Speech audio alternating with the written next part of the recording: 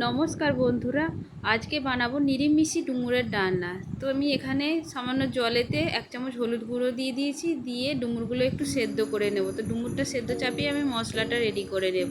তার জন্য সামান্য আদা নিয়েছি, একটা টমেটো নিয়েছি আর 1 চামচ গোটা জিরে নিয়েছি, ওটাকে বেটে রেখে দিয়েছি। রেখে তো এখানে আমি সামান্য তেল দিয়েছি কড়ায়।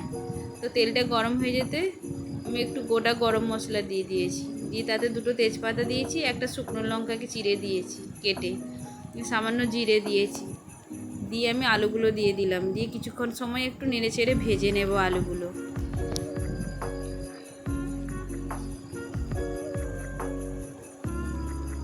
তো আলুগুলো আমার ভাজা হয়ে গেছে। একদম আগে থেকে যে আমি মশলাটা বেটে রেখেছিলাম ওটাকে দিয়ে দেব। টমেটো আদা জিরে যে বেটে রেখেছিলাম ওটাকে দিয়ে দিয়েছি, দিয়ে আমি কিছুটা সময় একটু কষে নেব।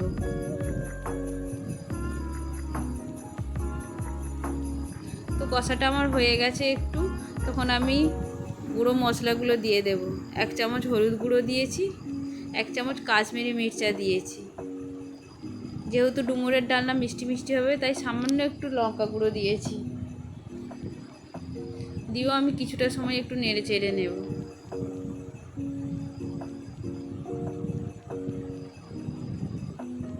এক চামচ নুন দিয়ে দিলাম।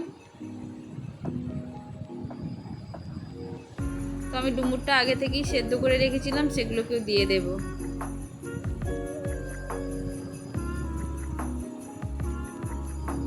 তো ডুমুরটা দিয়েও আমি কিছুক্ষণ একটু কষে নেব। দেখুন বেশ শুকনো শুকনো হয়ে এসেছে, তখন আমি জল দিয়ে দেব।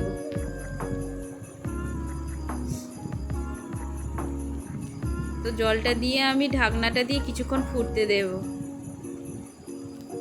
তো কিছুক্ষণ পর আমি ঢাকনাটা খুলে দেখলাম জলটাও অনেকটা শুকিয়ে এসেছে, আলুগুলোও সেদ্ধ হয়ে গেছে। তো আমি খুন্তি করে নেড়ে চেড়ে দেখলাম আলুগুলোও সেদ্ধ হয়ে গেছে।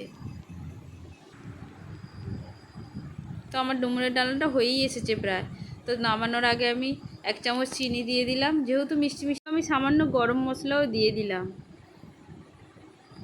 দিয়ে আমি 1 চামচ ঘি দিয়েছি। ঘিয়ের ভিডিওটা আমি দেখাতে পারলাম না, যেহেতু নিরামিষি ডুমুরের ডালনা, ঘি গরম মশলা দিলে খেতে দারুণ লাগে। আমার ডুমুরের ডালনাটা হয়ে গেছে। তো যদি আমার ডুমুরের ডালনার রেসিপিটা ভালো লেগে থাকে একটা কমেন্ট করবেন। আবার দেখা হবে পরের রেসিপিতে। আজকের মতো